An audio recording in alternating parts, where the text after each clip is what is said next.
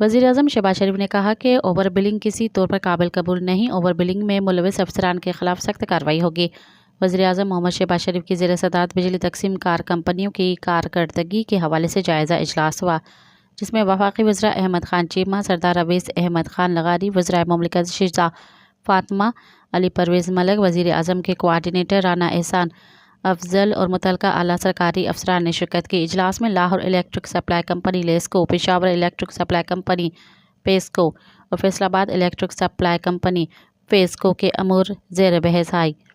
اجلاس کی شرکاء کو لیسکو، پیسکو اور فیسکو کی کارکردگی پر تفصیلی بریفنگ دی گئی۔ مزید خبرن ऐं तफ़सीलात लाइ विज़िट कयो असांजी वेबसाइट www.awaminews.hd.com ऐं ॾिसंदा रहो अवामी न्यूज़ HD।